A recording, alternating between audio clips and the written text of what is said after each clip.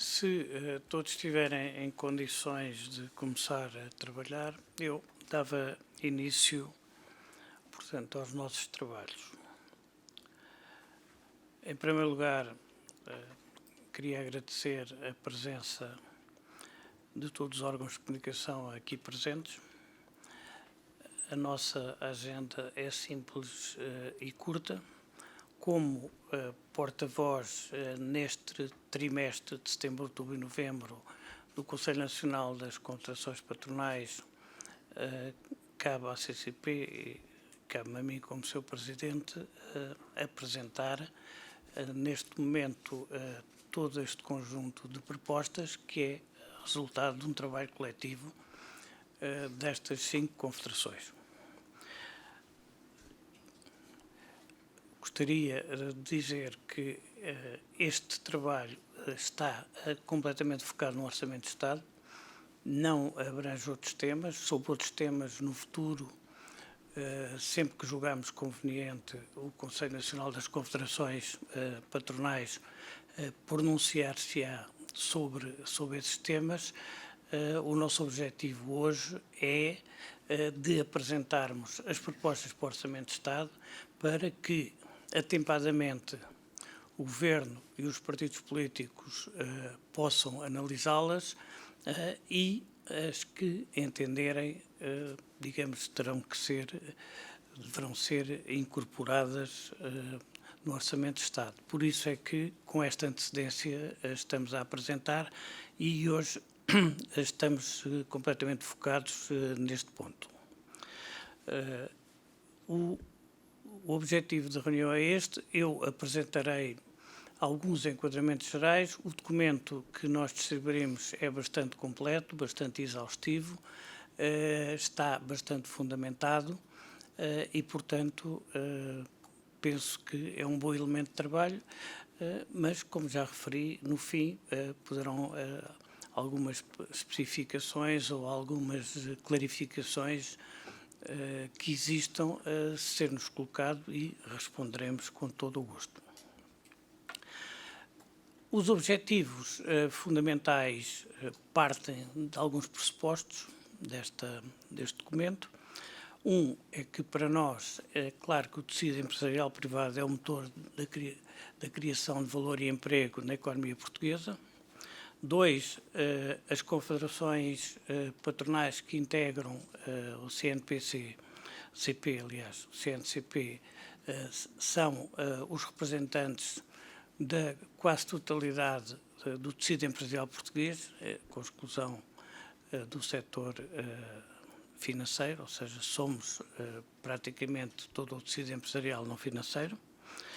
Independentemente dos problemas específicos dos setores, da dimensão das empresas ou da sua própria localização no espaço português, existe um conjunto de problemas que são comuns a todo o tecido empresarial e face a uma situação que todos nós vivemos como resultado da pandemia, com as consequências económicas que teve, consideramos que era obrigação deste Conselho apresentar as propostas transversais a todo o tecido empresarial, o que é a primeira vez que o fazemos. No passado fizemos tudo individualmente, mas neste momento pensamos que é importante fazê-lo em conjunto e que o próprio Governo deve olhar atentamente para estas propostas, já que são propostas realistas, não são maximalistas, mas, em nossa opinião, são propostas fundamentais para que as empresas possam recuperar, o emprego possa recuperar, o crescimento da economia possa também recuperar para níveis que já vinha a ter anteriormente e, por isso, é, digamos, um esforço nosso, não sendo, evidentemente, desta forma, não tendo o objetivo de abranger tudo aquilo que nós consideramos que é necessário, mas o que é realista neste momento para o Orçamento de Estado deste ano, que ele olhe para as empresas, como infelizmente o ano passado todos nós individualmente acabámos por constatar que o Orçamento de Estado não olhou suficientemente para as empresas. Dentro do enquadramento geral, nós consideramos que o ritmo de recuperação da economia é lento, com assimetrias significativas por setores. Gostaríamos que no próximo ano o crescimento económico fosse claramente superior ao de 2021, que houvesse um verdadeiro percurso de convergência em relação à União Europeia, que não é só crescimento, mas é também evitar que economias que concorrem connosco mais diretamente, progressivamente vão melhorando a sua posição no ranking europeu. Portanto, para nós não é suficiente só haver algum percurso em termos de crescimento ligeiramente acima da média europeia, mas temos que estar atentos para quem concorre diretamente connosco. Defendemos uma política orçamental procíclica, isto é, virada para o crescimento económico, uma política fiscal que deve favorecer o desempenho do tecido produtivo nacional. É esse o objetivo das nossas propostas. A prioridade da política económica tem que ser centrada no investimento, no reforço do PIB potencial. Esse investimento deve ser um investimento virado para o valor acrescentado nacional. Não basta crescer, é preciso crescer em qualidade. Não basta exportar, é preciso exportar em qualidade. Este investimento, em nossa opinião, tem que se refletir no aumento da competitividade e produtividade e tem que ser ancorado no tecido produtivo, ou seja, nas empresas privadas que são o motor da nossa economia. Consideramos que o investimento público é essencial, mas, em nossa opinião, o investimento público, que infelizmente tem sido muito fraco e que tem sido muitas vezes a sua quebra utilizada para cumprir meramente objetivos em termos de déficit, não pode ser apenas uma transferência da despesa pública do Orçamento de Estado para os programas comunitários, ou seja, os programas comunitários têm que servir para aumentar a capacidade das empresas privadas poderem investir e poderem desempenhar o seu papel na economia, o que, aliás, sucede em bastantes outros países europeus. Por isso, quer o PRR, quer o Portugal 2030, enfim, o próximo quadro de apoio, têm que estar centrados na transformação da economia, sob pena de serem apenas elementos conjunturais que poderão provocar durante os anos aumento de consumo, mas não vão servir para a economia portuguesa subir e posicionar-se claramente em termos europeus como uma das economias desenvolvidas e com capacidade de crescer. E aqui há duas questões para nós claras, quer dizer, é que as políticas redistributivas que não nos opomos, como não nos opusemos o ano passado no Orçamento de Estado, têm que ser articuladas com o aumento da criação de riqueza e com a sustentabilidade do tecido empresarial, porque senão, se não houver empresas fortes a trabalharem, as políticas redistributivas podem esmagar o tecido empresarial e o que felizmente temos conseguido durante esta crise, que é manter um nível de desemprego baixo, acabará com certeza e a economia do país sofrerá também esse efeito. O essencial neste conjunto de propostas são, naturalmente, em função do Orçamento de Estado, as medidas de natureza fiscal, que iremos apresentar ao Governo e iremos apresentar, em geral, às forças políticas no Parlamento, presentes no Parlamento, por isso, este documento baseia-se claramente em 20 tipologias de medidas que nós apresentamos. Gostaria também de referir que aquilo que eu apresentarei aqui é praticamente mais o enunciado das medidas. O documento é bastante exaustivo e quer nas medidas, quer na sua fundamentação, quer em termos, digamos, da justificação das medidas e também até a comparação com o que se faz em alguns outros países europeus.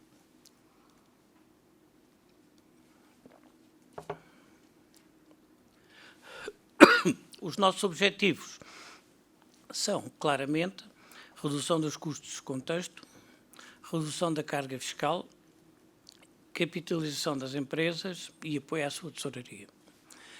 Estas medidas vão nesse sentido.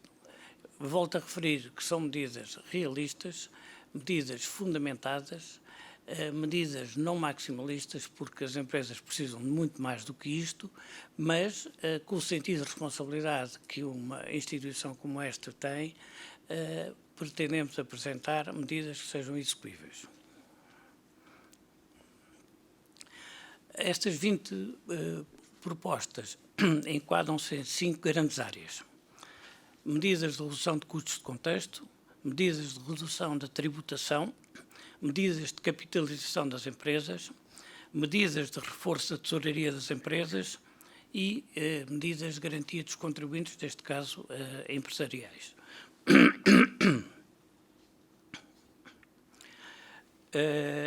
Dentro das medidas de redução dos custos de contexto, eu vou chamar a atenção para algumas, na generalidade. Portanto, suspensão e eliminação de novas obrigações fiscais, porque, de facto, há um conjunto de obrigações fiscais que, em nossa opinião, não são necessárias e apenas agravam custos. Damos aqui alguns exemplos. Em relação à submissão do SAFT, portanto, ou seja, de reproduzir sistematicamente toda a informação das empresas para além daquilo que é necessário para cálculo dos impostos, a eliminação da obrigatoriedade do QR Code, precisamente no mesmo sentido, e, por exemplo, a suspensão da declaração mensal de imposto de selo, que basta ser feita uma vez por ano e não há qualquer justificação. E do mesmo modo, também, já que as empresas têm que ter-se contabilistas certificados, não tem qualquer sentido, numa série de situações, exigirem-se, digamos, a certificação por outro contabilista extra, que é um custo extra. Podem ser medidas simples, mas são medidas de simplificação do funcionamento num tecido empresarial como o nosso, que tem, das 400 mil empresas, 98% a 99%, quer dizer, pequenas, médias e micro, e que tem estruturas cujo agravamento de custos é significativo, e Portugal é dos países da Europa e provavelmente da OCDE em que os encargos que as empresas têm para cumprir as obrigações fiscais ocupam mais tempo. Também inventários valorizados, há uma série de temas que podem ser dispensados, assim como extinguir totalmente o pagamento especial por conta, já que foi extinto numa série de situações, mas é de facto uma medida que não tem qualquer sentido. Em relação à redução da tributação, gostaríamos de realçar.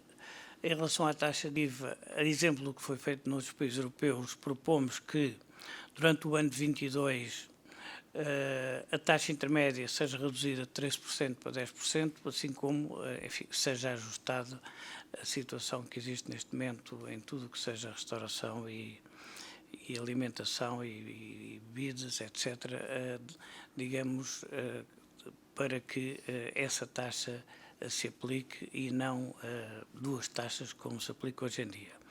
É uma medida simples, é uma medida execuível e é uma medida que, em nossa opinião, tem custos perfeitamente suportáveis.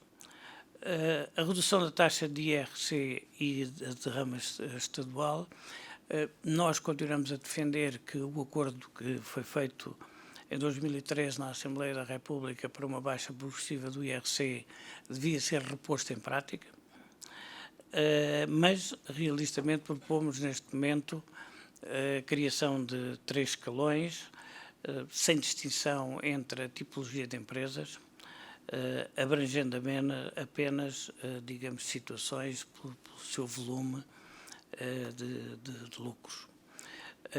Assim como a derrama estadual, que, em nossa opinião, devia desaparecer, também realistamente propomos a sua eliminação progressiva e apresentamos alguns escalões para caminharmos nesse sentido.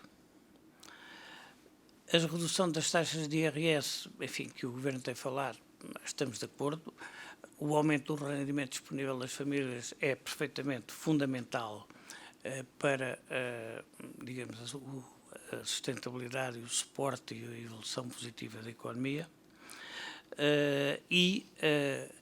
Há situações até inclusive específicas, há setores que não têm trabalhadores, têm muita dificuldade como a agricultura e que praticamente não conseguem viver sem trabalho suplementar, e aí pensamos que deveria haver um conjunto de isenções em termos quer de IRS, quer de TSU.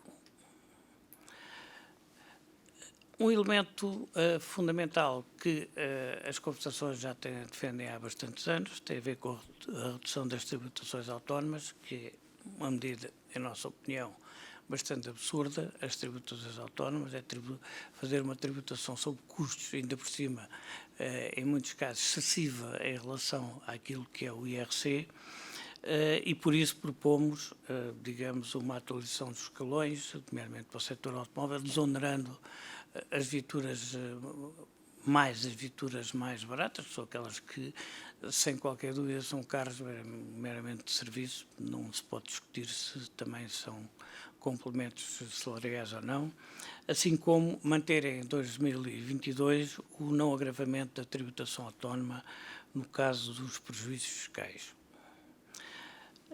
Em relação às medidas de capitalização das empresas, temos também as deduções para as entradas de capital devem ser alargadas e deve-se aumentar a percentagem de dedução. Portanto, temos aqui,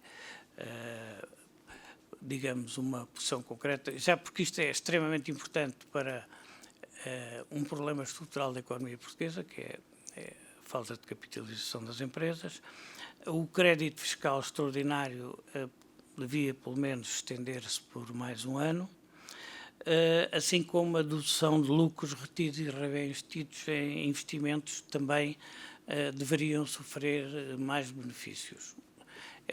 Precisamente aqui mostra que queremos avançar por passos, até porque temos em conta naturalmente a necessidade das receitas do Estado, mas estas medidas, em nossa opinião, são importantíssimas para, digamos, o reforço do tecido empresarial, que é, volto a insistir, essencial para o crescimento económico e do emprego. Do mesmo modo, se aplica em relação ao goodwill gerado na aquisição de participações. Tudo isto vem detalhado no documento que tem. Para além disso, em termos de reforço de tesourarias, que é uma situação fundamental, as empresas ficaram exaustas com este período, muitos setores tiveram encerrados, e os que não tiveram encerrados, quem estava a montante, que não foi obrigado a encerrar, sofreu os efeitos, como é evidente, das quebras de vendas, e por isso consideramos que deve haver um regime especial de pagamento em prestações dos principais impostos, sem vencimento de juros e sem necessidade de apresentação de garantia. Assim como a possibilidade de dedução dos prejuízos fiscais gerados em 21 deve poder ser estendida, tendo em conta até os lucros dos anos anteriores. Deve ser estabelecido um crédito de imposto para as empresas que tiveram, praticamente a totalidade, tiveram que investir por razões de saúde pública na proteção dos colaboradores e clientes, assim como em relação a tudo o que tenha a ver com a execução fiscal, deve ser duplicado o número de prestações dos planos prestacionais, enfim, todo um conjunto de medidas que facilitem. Não estamos a pedir que sejam perdoados, estamos a ser realistas, pedimos é que sejam estendidos no tempo para isso poder acompanhar, digamos, a evolução das empresas, da sua recuperação económica. Para além disso, mais uma vez, a questão da compensação de créditos fiscais com dívidas, créditos não fiscais com dívidas fiscais, portanto, o Estado continua muito atrasado a pagar. Há empresas que têm relações com o Estado, a quem o Estado deve muito dinheiro, seja em setores da construção, seja em setores do alimentar, seja em setores de serviços ao Estado, desde serviços de mão de obra intensiva, de limpezas, seguranças, cantinas, etc. Portanto, em vários setores e, portanto, agora, para isso ter efeito, significa que as empresas têm que requerer e o seu pagamento fica suspenso até, enfim, a autoridade tributária e aduaneira estabelecer se no quadro legal aceita ou não aceita, digamos, essa situação. Para além disso, durante o ano 22, também nos parece que não pode, digamos, neste momento, ser exigida a todas as empresas que tenham toda a situação regularizada para concorrerem a contratos públicos, sabendo nós a importância que os contratos públicos têm para grande número de empresas, sob pena de muitas serem inviabilizadas, e além disso devem ser criados um valor residual da dívida, a partir do qual podem ser, digamos, publicadas ou entregues certificações da sua não dívida fiscal, porque nós, infelizmente, conhecemos situações por cêntimos, por vezes as empresas não têm direito ao certificado, e os cêntimos muitas vezes que têm a ver com enganos, enfim, com correções, com interpretações, etc.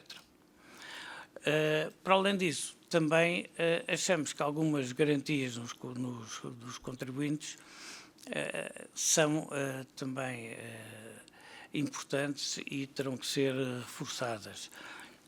Uma delas é claramente a responsabilidade tributária subsidiária, ou seja, o facto de reverter para os administradores ou gerentes as dívidas da empresa, enfim, pessoalmente. Achamos que o ónus da prova tem que ser a parte do Estado a demonstrar que houve fraude, porque senão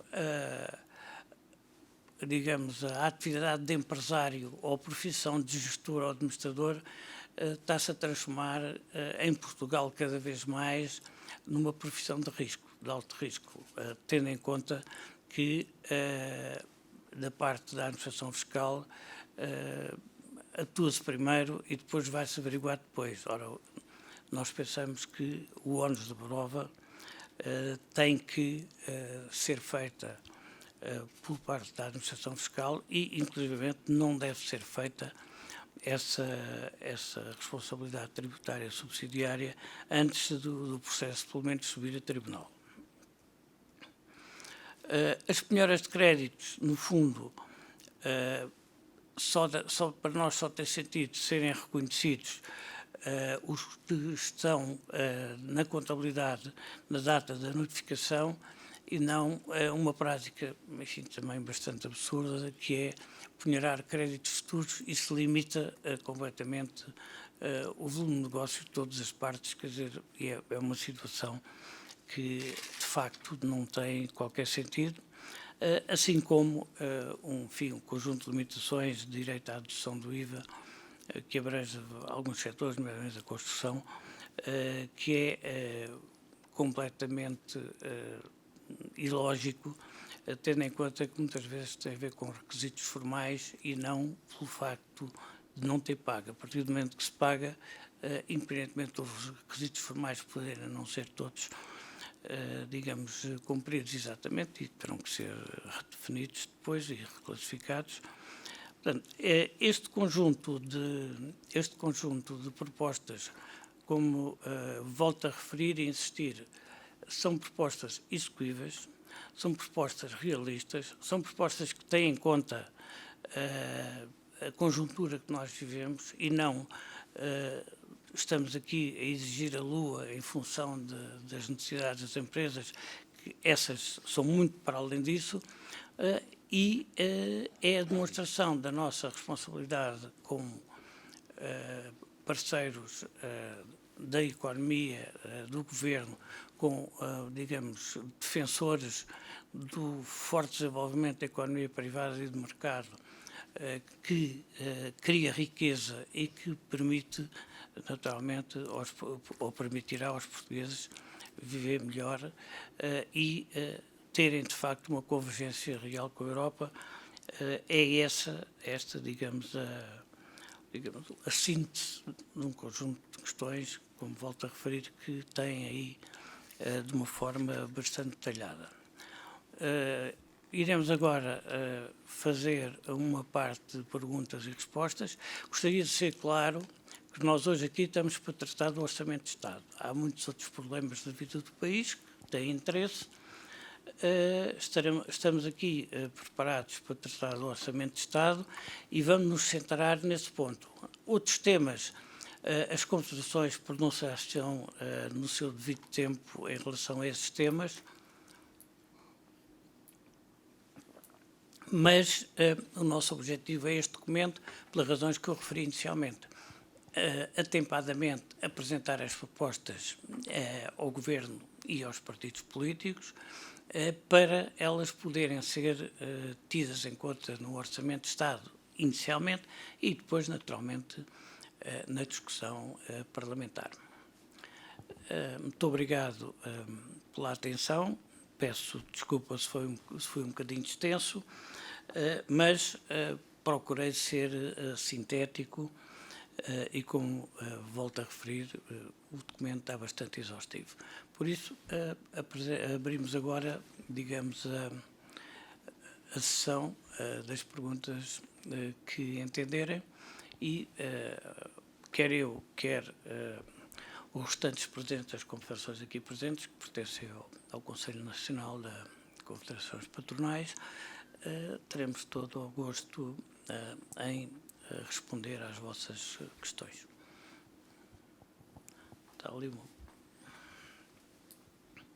Bom dia, Raquel Martins, do Jornal Público. Eu gostava de perguntar, em relação à isenção de IRS e de Segurança Social no trabalho suplementar na agricultura, se é em todas as situações ou se terá um limite de horas a partir do qual, ou até ao qual essa isenção vai ser dada, propõem que seja dada essa isenção. Quando falam em políticas redistributivas que devem estar articuladas com a criação de riqueza, embora o tema não esteja aqui presente, isto é já um aviso em relação ao aumento do salário mínimo e são estas as questões. Bom, em relação a... Muito obrigado pela pergunta. Em relação à questão da agricultura, eu penso que está estabelecido aí o limite do documento, mas eu, de qualquer maneira, eu passava aqui ao Presidente da CAP para responder a essa questão. Muito obrigado. Bom dia também a todos.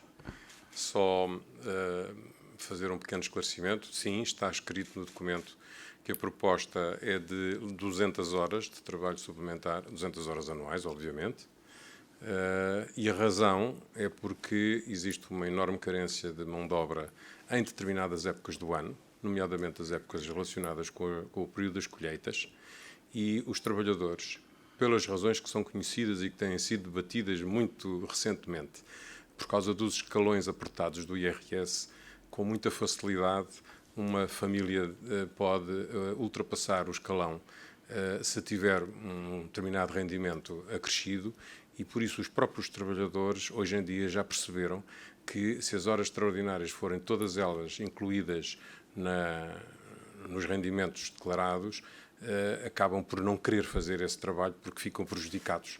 Acabam por trabalhar e não receber ao final do ano. E por isso isto é uma tentativa de ajudar esses agregados familiares de menor expressão económica, no sentido de poderem trabalhar, receber o dinheiro e ficarem com esse dinheiro. Para a empresa tem a vantagem de, obviamente, facilitar a execução desses trabalhos, porque a não execução desses trabalhos, por vezes, dá origem até a desperdício alimentar, que é outro dos combates que a sociedade tem neste momento para combater. Muito obrigado. Em relação à questão do salário mínimo, peço aqui ao Presidente da CIP para responder. Bom dia a todos, bem-vindos. Vamos ver, mais do que responder à questão concreta do salário mínimo, há que fazer o enquadramento que o Sr. Presidente da CCP já fez. Um orçamento de Estado é sempre uma opção política que se faz. E as sucessivas opções políticas que o Governo, não apenas este, em boa verdade, que os governos têm feito, têm tacitismo político a mais e estratégia económica a menos. E é precisamente porque focamos na estratégia económica que nós definimos, ano após ano, até agora em separado e a partir de hoje em conjunto, estas posições, este conjunto de propostas que aqui hoje vos são apresentadas. Precisamente para que haja mais estratégia política, independentemente das opções que aqui e ali sabemos que têm que ser feitas. Temos chamado a atenção para o facto de que Portugal caminha lamentavelmente, para a cauda da Europa em termos de crescimento económico. E tomar opções em termos de orçamento é inverter esta continuada degradação do nosso crescimento, porque, como sabem, há 20 anos, sensivelmente, Portugal não cresce e, obviamente, como disse e repito, não é culpa apenas deste governo, porque este governo não está há 20 anos. É culpa de sucessivos governos que, nas suas opções orçamentais, têm permitido, têm contribuído para que Portugal caminhe para a cauda da Europa, da União Europeia, sem que nada, aparentemente, seja feito. E são dados da Pordata, por isso seguramente insuspeitos, se olharmos apenas para 3 factos. O PIB per capita em percentagem da média da União Europeia, em 2001 situava-se em 84%, situa-se em 2020 em 77%. A taxa de poupança das famílias, que em 2001 era de 13%, em 2020 é de 7%. E a dívida pública, essa sim, que em 2001 era de 57%, é em 2020 de 134%. Há que inverter isto e é essa a disponibilidade que as confederações patronais aqui apresentam para, neste conjunto de propostas, obviamente não temos ambições de todas elas serem absorvidas, mas temos o desejo que esta realidade seja entendida e que seja alterada, deixando-nos de tacitismos políticos e olhemos para a estratégia económica. E é este o nosso contributo. Pergunta a Raquel Martins se isto implicita alguma questão do salário mínimo. É evidente que crescimento de despesa, seja ela privada ou pública, como invariavelmente a política salarial em geral e o salário mínimo em particular acarreta, obviamente que são uma vez mais opções. E para nós o fundamental é dar sustentabilidade à economia, dar possibilidade às empresas para sustentadamente aumentarem os salários dos seus colaboradores, porque ao contrário daquilo que começa a ser comum ouvir-se, é que as empresas exploram mão de obra, as empresas são diabolizadas, nada de mais errado. Aquilo que as empresas mais, hoje, há um tempo a esta parte, porque percebendo o mundo e as suas alterações querem, é mão de obra qualificada, é a valorização dos seus trabalhadores, é a dignificação dos postos de trabalho, a ergonomia, os salários, mas isto não é por estalar de dedos ou por boa vontade ou por qualquer outra razão. Isto sustenta-se em crescimento económico, sustenta-se em viabilidade das empresas e, por isso, crescimento das empresas, sustentabilidade das suas receitas e das suas estratégias para aumento dos salários, sejam eles os mínimos ou outros. Retenção e atração de talentos, formação e requalificação dos nossos recursos humanos e melhoria dos salários são objetivos que qualquer empresa, qualquer empresário persegue. Temos que ter condições que sustentadamente o permitam e são essas condições que modestamente aqui hoje vos apresentamos para contribuirmos para essa sustentabilidade e para essa inversão da curva que lamentavelmente continua a descender. Muito obrigado. Mais questões?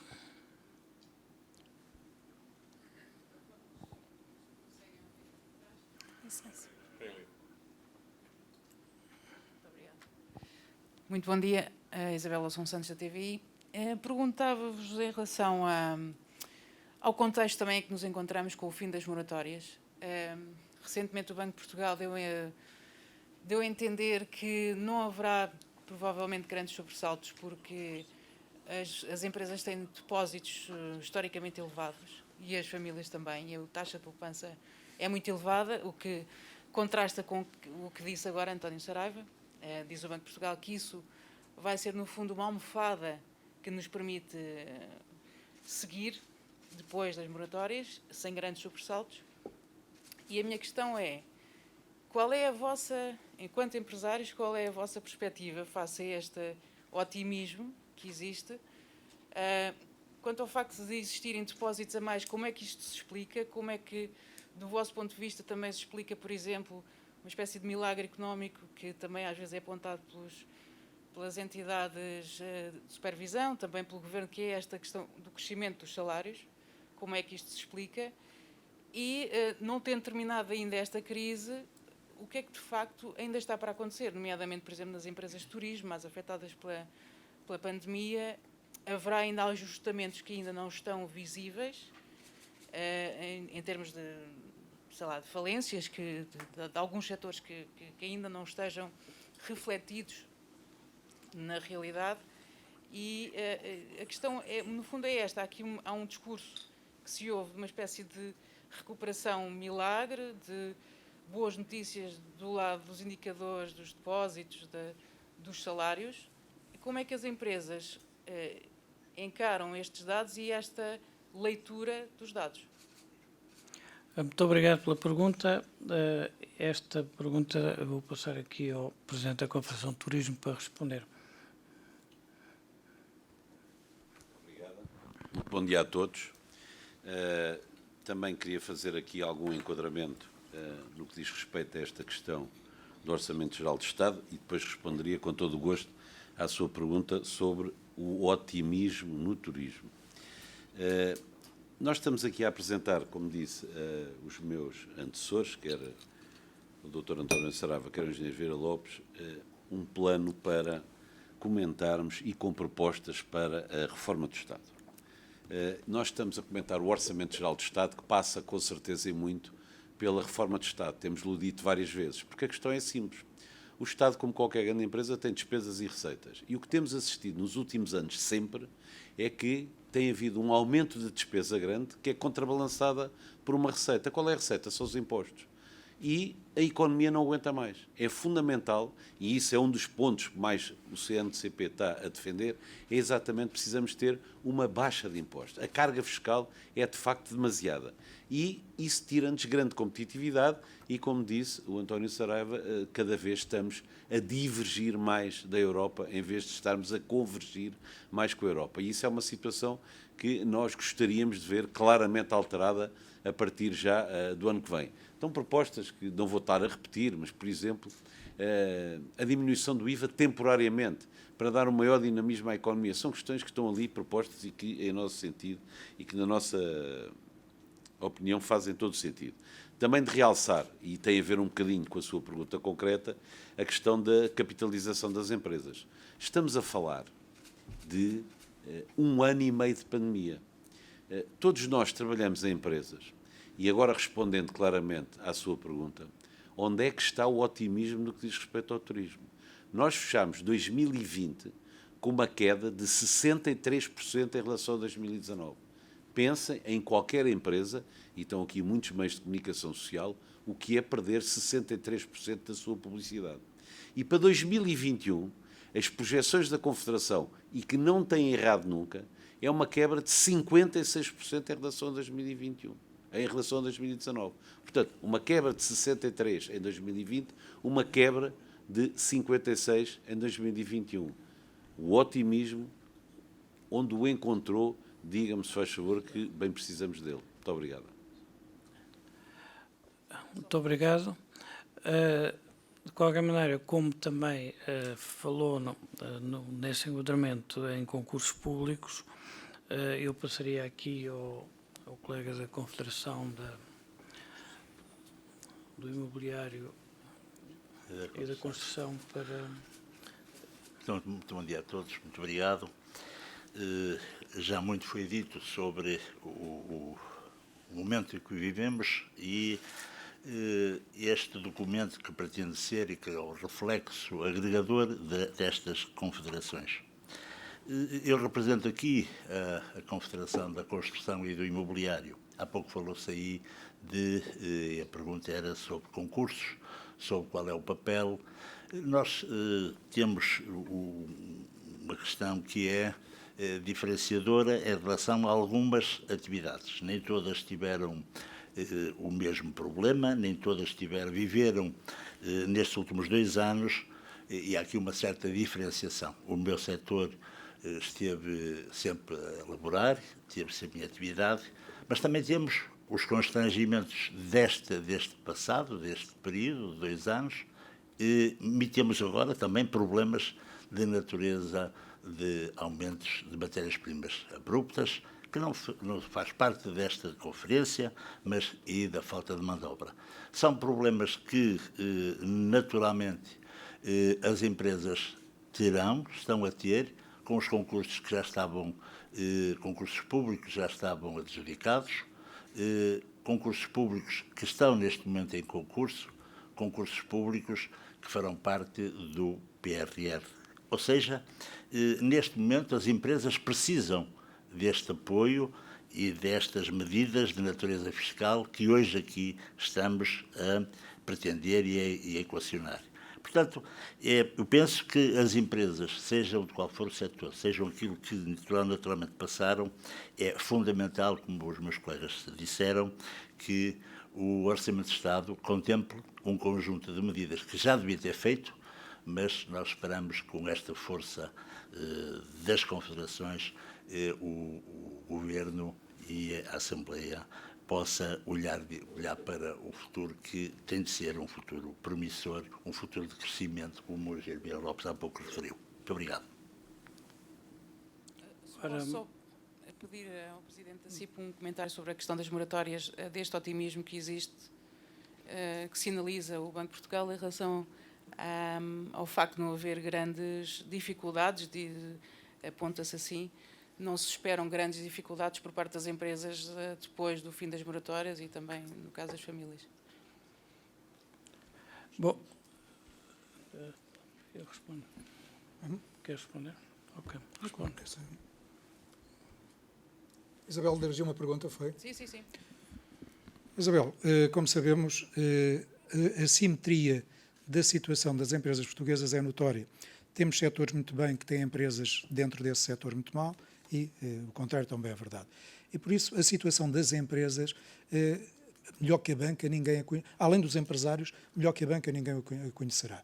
E por isso o problema das moratórias, que lamentamos porque foi uma opção que, como sabemos, no quadro da União Europeia estamos praticamente sozinhos, porque Portugal, lamentavelmente, foi aquele que menos ajudou a sua economia comparativamente com outros Estados, mas enfim, é o que é, não vale a pena chorar sobre o leite derramado, e agora estamos praticamente sozinhos porque a EBA, a Autoridade Bancária Europeia, como sabe, não permite o seu alongamento. E por isso há que resolver o problema e o Governo, juntamente com o Banco de Portugal e a banca, estão, como sabemos, a resolver esse problema. A assimetria da situação é que umas vão conseguir, e ainda bem que estamos melhor, pelo que hoje sabemos, do que receávamos há tempos atrás que poderíamos estar, e por isso ainda bem que assim é e que a situação da tal assimetria, se tendo umas mais possibilidade que outras, se leva a uma resolução mais rápida, mais eficaz do problema. O Governo tem-nos transmitido, a todos nós, que estava, hoje menos, mas estava preocupado com o problema, fatiou o problema em segmentos, diria, empresas estrategicamente que têm que ser ajudadas, empresas com bons modelos de negócio, mas que sofreram o quadro pandémico e por isso têm que ter aqui um esforço, uma ajuda suplementar para continuarem a descolar sozinhas, e outras que, lamentavelmente, estão em situação pior. Essa análise está a ser feita, o problema não tem a dimensão que receámos que tivesse, mas estamos hoje mais tranquilos do que estávamos no passado, há 3, 4 meses atrás, porque, de facto, constatamos que há mecanismos e há, dentro da assimetria de situação, o problema não é tão grande quanto receámos, e isso leva-nos a pensar que, apesar de alguma incidência negativa aqui ou ali, o quadro não é de facto tão negativo e vamos seguramente ultrapassá-lo. Deixe-me só completar um bocadinho essa questão do otimismo dos depósitos. No caso do turismo é muito simples. Ainda se trabalha muito na base do crédito. A atividade parou. E, portanto, a quantidade que estava em contas de clientes, por falta de atividade, veio a ser toda paga, porque a atividade não existe. O que vai acontecer é, quando a atividade retomar, e todos esperamos que seja o mais rápido possível, isso venha a acontecer. Eu gosto de dar um exemplo concreto. Uma empresa concreta, uma grande empresa, tinha 22 milhões na conta de clientes. Neste momento tem 1. Portanto, tem 21 milhões depositados.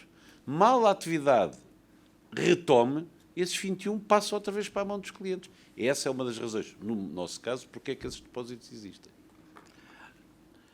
Bom, em relação a estas questões, penso que não podemos, neste momento, avançar mais. Queria colocar mais alguma questão? Ok. Bom dia, Jorge Eusébio, da agência Lusa. Eu queria perguntar, dadas as reiteradas críticas que têm sido feitas aos vários orçamentos ao longo, até o Presidente da CIP até falou, ao longo de 20 anos, e tendo em conta que agora estamos a viver numa altura em que virão os fundos europeus, nomeadamente o PRR, eu queria perguntar-vos se não receiam que o Governo desvalorize o orçamento do Estado como um instrumento de política económica e canalize tudo para os fundos europeus que têm tido. Pronto, o debate mediático está muito dominado por isso e queria perceber se tem algum receio que o Governo não olhe para as propostas da mesma forma que olharia em circunstâncias normais. Obrigado. Bom, essa questão foi abordada logo na introdução, ou seja, nós, uma das críticas que temos feito com maior ou menor intensidade ao longo dos anos foi que, inclusivamente, muitos dos resultados do déficit foram conseguidos através da baixa do investimento público. Aliás, Portugal é o país da Europa com menor investimento público ao longo dos últimos anos. E por isso, como eu referi inicialmente, nós temos bastante receio que o Governo, aumentando as despesas do Estado, se limite a que os investimentos públicos para atingirem os seus objetivos sejam feitos com os fundos europeus, transferindo investimentos que deviam ser feitos para o Orçamento de Estado para os fundos europeus. Nós pensamos que esse é um dos grandes riscos, até porque, independentemente nos diversos orçamentos dos últimos anos, os investimentos públicos serem relativamente baixos, as taxas de execução ainda foram mais baixas, precisamente na lógica do cumprimento dos objetivos do déficit. E neste momento, como nós pensamos que o Governo, em geral, não está a ter, digamos, uma contenção adequada em termos dos gastos dos serviços públicos e outros, para satisfazer esses compromissos, na prática, transfere custos do Orçamento do Estado, nomeadamente a nível de investimentos, para os fundos europeus, que deveriam, em nossa opinião, ser mais vocacionados, como em diversos países do sul da Europa, seja Espanha, seja Grécia, seja Itália, precisamente para dinamizar a economia privada, que é o motor da economia. Esta é, de facto, a nossa grande preocupação.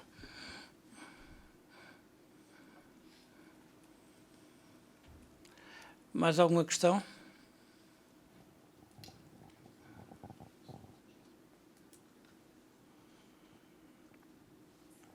Já agora, deixe-me dar uma questão, enfim, porque me citou, uma clarificação, se me permite. Eu limitei-me a citar factos. E é um facto que Portugal, facilmente se pode constatar esse facto, há 20 anos que tem, não crescimento, eu ia dizer crescimento anémico, mas se compararmos, veja o que está a acontecer aos antigos países de leste, Hungria, República Checa, Polónia, e aquilo que está a acontecer em termos da tabela no crescimento económico e o que está a acontecer a Portugal. Veja estes dados da Pordata, não estamos a puxar a brasa à nossa sardinha de conveniência do discurso, estamos apenas a citar factos. E, sendo o Orçamento de Estado, sendo os sucessivos Orçamentos de Estado, opções políticas do Governo em exercício nestas 2 décadas, obviamente que as opções, está hoje demonstrado, passados estes 20 anos, provavelmente poderíamos ter feito melhor. Nós como país, todos em geral, mas os governos em particular com as opções políticas que os seus orçamentos de Estado apresentaram. Temos a carga fiscal que temos a dívida pública que temos e temos o crescimento que temos. São factos. E sobre isto penso que não há mais nada a dizer. Olá, bom dia. Na apresentação inicial foi referido que estas propostas que são feitas aqui hoje são realistas e de alguma forma atentas à conjuntura. procura com impactos eventualmente mais reduzidos face a propostas feitas em anos anteriores por confederações patronais. Eu gostaria de saber se é possível ter alguma avaliação de impacto de algumas destas medidas, se existe, relativamente, por exemplo, aos escalões do IRC ou à questão da taxa intermédia do IVA, e como é que estas propostas comparam com outras, não feitas no âmbito do Conselho Nacional, mas feitas por confederações em anos anteriores? Bom, nós não dispomos, naturalmente, das estatísticas que permitam fazer, digamos, uma malha fina dessas avaliações. Agora, estas propostas vão na linha daquilo que foi apresentado pelas confederações nos anos anteriores, de uma forma menos redundante, mais concreta e mais centralizada, no sentido da seleção dos objetivos. E é esse, de facto, o nosso sentido de responsabilidade.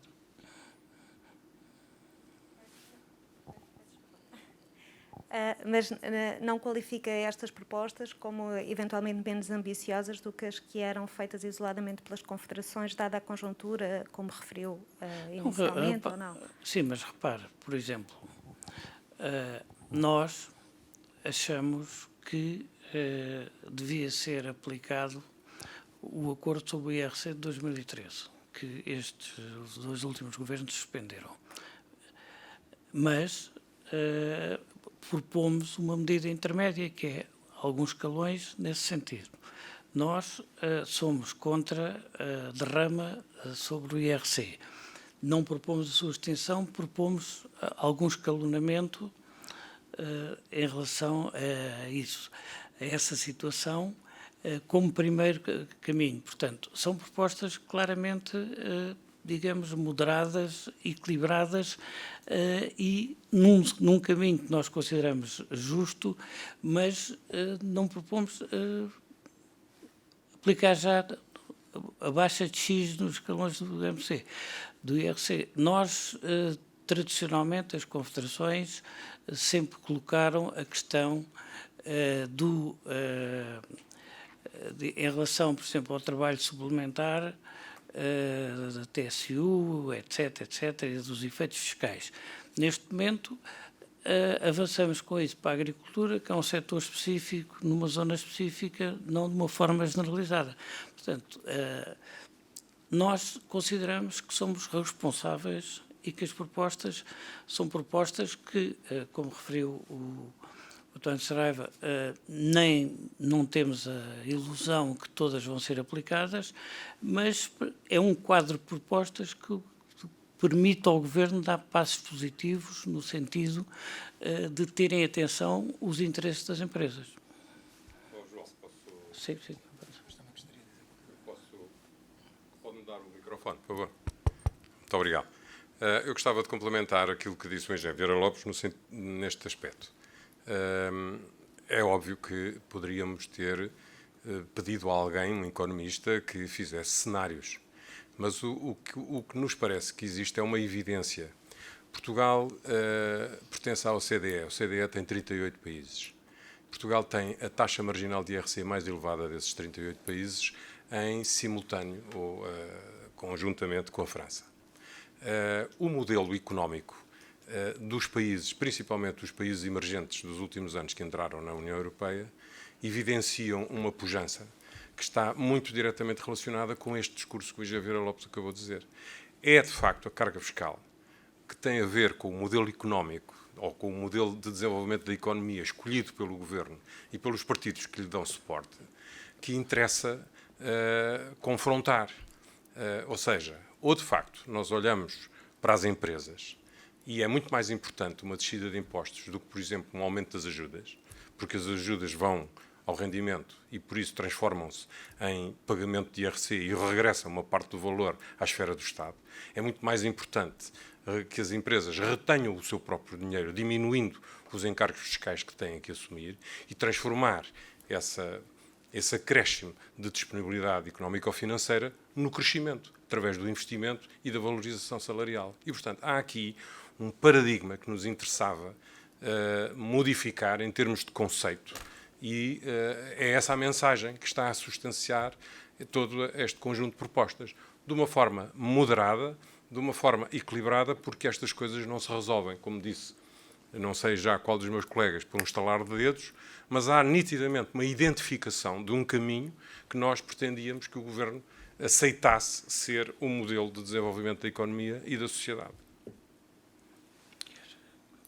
Não queria apenas, está tudo dito, diria eu, apenas complementar dizendo que esta é a primeira vez, como já aqui foi dito hoje, que as confederações, que as 5 confederações aqui presentes, apresentam em conjunto as suas propostas para o Orçamento do Estado. É evidente que, sendo um conjunto de confederações com especificidades próprias, aquilo que resultou é um documento minimamente que absorva, transversal às várias atividades económicas e, por isso, sermos talvez um pouco menos incisivos nesta ou naquela matéria que a Confederação A ou B poderia, de uma maneira mais chamando assim no seu registro de interesse, este ou aquele aspecto, mas este é um caderno de encargos, diria, em termos de Orçamento do Estado, propostas de orçamento, que é transversal e é o denominador comum das 5 confederações. Isso não impede, como é óbvio também, que as confederações de per si, naquilo que vai sendo o seu trabalho diário, chamem a atenção para este ou aquele aspecto que seguramente vamos chamar, mas não se admirem deste de ser um trabalho transversal, é a primeira vez que é feito, e por isso a sua abrangência e o denominador comum que encontram, porque quisemos fazer diferente.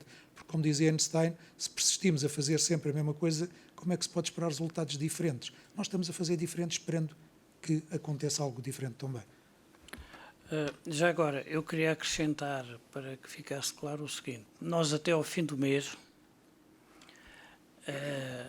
publicaremos um documento em que, para além destas propostas transversais, adicionaremos um conjunto de propostas setoriais da área das diversas confederações. No entanto, quisemos apresentar, como já foi referido, neste momento, aquilo que nós consideramos ser a chave que é exigente neste momento para dar uma melhoria e um impulso ao tecido empresarial português no seu conjunto, já que as confederações que aqui estão representadas neste Conselho cobrem praticamente, como digo, fora do setor financeiro, cobrem praticamente todo o tecido empresarial português.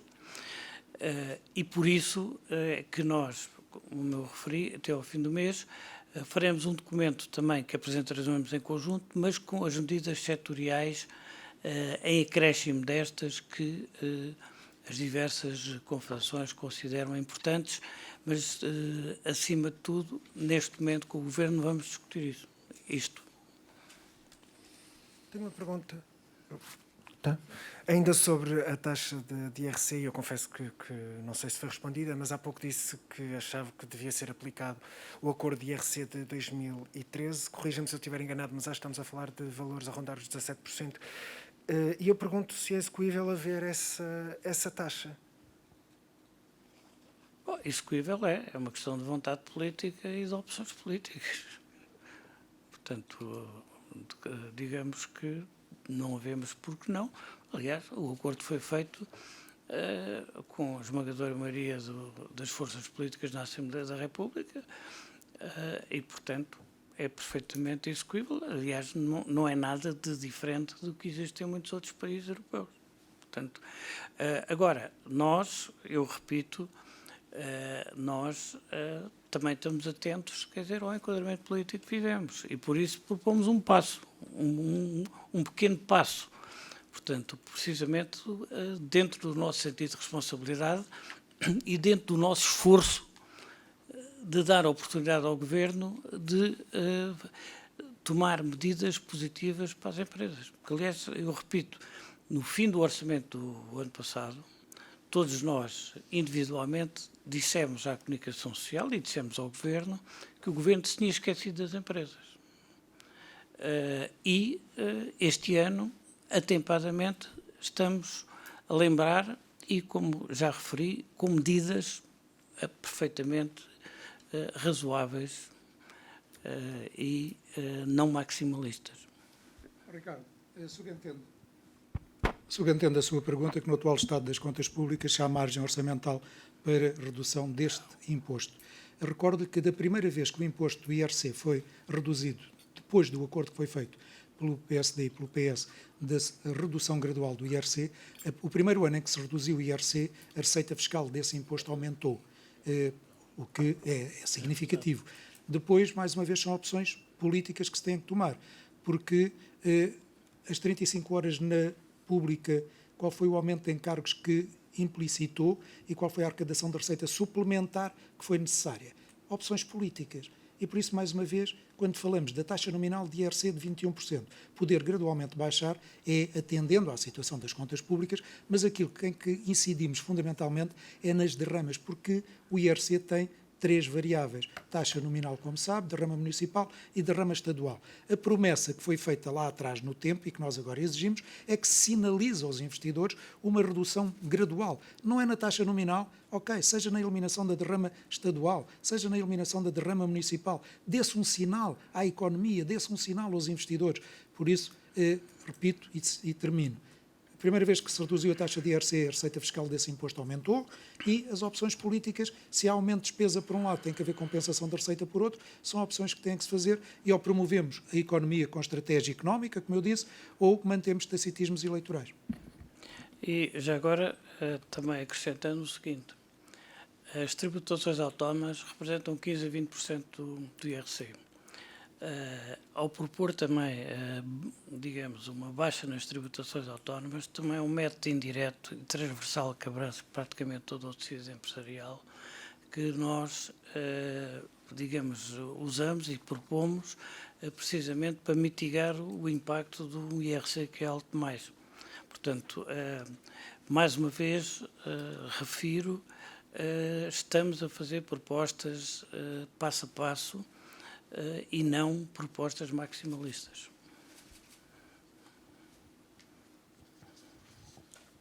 Bom dia, André Mendes, do Jornal Económico. Eu gostava de fazer 2 questões. A primeira, se fizeram contas à redução da taxa do IVA para 10%, se calcularam esta redução, e também gostava de saber, se querem comentar este assunto, que afeta todas as empresas, os preços de energia no mercado grossista estão a disparar, para os domésticos em Portugal ainda não há aumentos, ou pelo menos significativos, mas para a indústria os contratos funcionam de forma diferente. Gostava de saber se já estão a afetar aqui a indústria e se estão preocupados com este tema e se acham que deve haver medidas neste sentido para tentar mitigar o aumento de custos para as empresas. Obrigado. Bom, em relação à questão do impacto total do IVA, como eu já referi, nós, em geral, apresentámos estas medidas um pouco seguindo os modelos europeus em termos, nomeadamente, a baixa das taxas intermédias. Nós não achamos que o grande impacto seria se houvesse uma baixa da taxa máxima, que nós também achamos que sim, mas que não propomos neste momento. Mais uma vez, nós não dispomos de dados nesta fase para podermos fazer as contas exatas, mas pomos uma proposta em cima da mesa e apareçam-nos com números e discutimos. Em relação à questão da energia, em que é transversal a todo o país, até aos consumidores, mas sendo a indústria, e em particular algumas indústrias muito sensíveis a esse problema, eu peço aqui ao Presidente da CIP para responder. André, tem toda a razão. De facto, os custos de energia são neste momento insustentáveis. Todo o país e toda a indústria em geral está muito afetado com estes brutais, exponenciais aumentos dos custos de energia, como sabem muito bem, têm acompanhado a matéria, tal como nós, e porque a temos acompanhado e porque antecipámos a ocorrência, temos vindo a falar com o Governo, não apenas com o Sr. Ministro do Ambiente, Matos Fernandes, mas também com o Sr. Secretário de Estado, João Galamba, e até com o Sr. Ministro da Economia, para, de alguma maneira, se aliviar este efeito conjugado catastrófico, porque estamos com a tempestade perfeita. Porque temos o preço do gás natural a disparar e vamos ver o que é que o inverno nos vai trazer de desagradáveis surpresas a esse preço do gás, atendendo às dependências que temos de fornecimento, e depois os custos de CO2. De facto, conjugam-se aqui dois aspectos que são explosivos para o aumento do preço da energia, como sabemos. Temos que mitigar pelo menos isso, e aquilo que se está a fazer é ver, e o Governo já o tem anunciado, que a almofada que existe do Fundo Ambiental, que se situava ou se pensava que andaria na casa dos 150 milhões de euros, sabemos hoje que andará mais nos 270 milhões, e por isso temos aí uma almofada que o Governo pode, e eu digo, deve utilizar para reduzir este efeito conjugado que o gás natural e o preço do CO2 lamentavelmente nos trazem. É isso que estamos a trabalhar, é nesse sentido que estamos a exigir, e aí tenho fundada a esperança que o Governo também está desperto para isso e faço justiça aí, está a trabalhar nesse sentido, que possamos minorar, até porque temos depois diferentes tipologias. Como sabe, temos os grandes consumidores e a questão da interruptibilidade, que tem que ser encontrada ali uma forma de compensação, já que o Governo quer terminar com essa questão da interruptibilidade, e nós estamos a pensar, estamos a solicitar, aliás, que se prolongue, que se alongue essa extinção do fator da interruptibilidade, à semelhança do que acontece noutros países, e depois que estes grandes consumidores tenham um tratamento para a competitividade em que se encontram em outras geografias, e que depois os de média tensão tenham também aí algumas questões. Mas, sinteticamente, é do Fundo Ambiental, dessa almofada que extraordinariamente o país constituiu, que pode haver forma de minorar esse efeito, porque, de facto, os custos energéticos são hoje insustentáveis e não podem ser repercutidos no preço dos bens ou dos serviços que as empresas prestam, e isto é fatal para a sua manutenção, para a sua sobrevivência, e por isso a preocupação que todos nós, associações empresariais e o Governo, conjugadamente estamos a procurar encontrar. Posso fazer um complemento? Sim, sim. João, eu gostava de fazer quase que dar um exemplo da repercussão da escalada dos preços dos combustíveis e da energia elétrica, os combustíveis também são energia, durante o período de produção. Ou seja, o Governo poderia, uma vez que a escalada dos preços ocorreu já durante o período em que os produtos estavam a ser fabricados, e na agricultura levam meses a ser fabricados, hoje em dia, com vendas em futuros, com contratos feitos antecipadamente, não era possível imaginar que um fator intermédio, como é o custo da energia, iria ter a escalada que teve. O que é que isto deu origem? Deu origem a que, por exemplo, o imposto sobre os impostos sobre os produtos petrolíferos, o chamado ISP, que está agravado com a promessa de que regressaria ao valor anterior, não foi regressado ao valor anterior, e o Estado poderia ter utilizado o mecanismo dos estabilizadores automáticos para impedir que, intervindo na carga fiscal que incide sobre os produtos energéticos, e impedir que o resultado final da fatura tenha a repercussão no resultado final dos produtos, conforme se vai verificar. Ou seja, contratos que foram estabelecidos, por exemplo, em fevereiro, para vender em setembro, o produtor do produto, o agricultor neste caso, vai ter que suportar o prejuízo que apenas pelo encargo superior no setor energético lhe vai aniquilar o resultado positivo previsto. Isto era um sinal que o Estado teria dado à própria economia, dizer: nós estamos atentos, nós queremos que vocês mantenham, ainda por cima em período de pandemia, a saúde económico-financeira, vamos, nem que seja temporariamente, reduzir a carga fiscal para diminuir o impacto do aumento dos custos. Agora vai recomeçar um novo ciclo, têm que vir, obviamente, os novos preços para cima da mesa, e esses novos preços vão, queremos ou não, repercutir-se no consumidor final, seja de que produto. Os consumidores finais também consomem energia, mas consomem produtos que englobam energia, sejam eles quais forem. Bom, muito obrigado, Eduardo. Sobre o Orçamento de Estado, que é aqui o nosso objetivo, e, enfim, peço desculpa, mas nós não nos podemos dispersar, enfim, nós temos sido bastante flexíveis. Há mais alguma questão sobre esta temática que queiram colocar?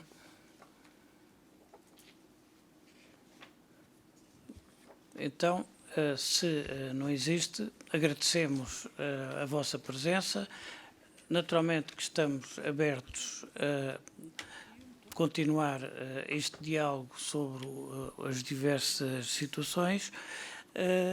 Como já referi, até ao fim do mês, digamos, publicaremos um documento onde, agregado a este, virão um conjunto de visões e propostas setoriais e o Conselho Nacional das Confederações Patronais também sobre outros temas da atualidade, seja política, seja social, seja acima de tudo económica, oportunamente, se considerar necessário, também apresentará, sob a forma que nos parecer ajustada, seja de conferência de imprensa, seja de documentos, digamos, estas posições conjuntas.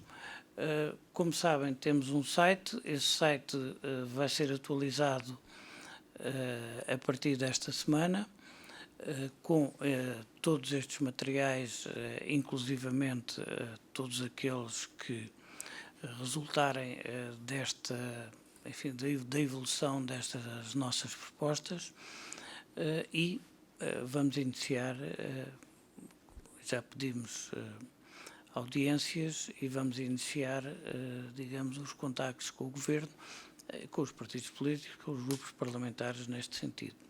Muito obrigado a todos e bom dia de trabalho.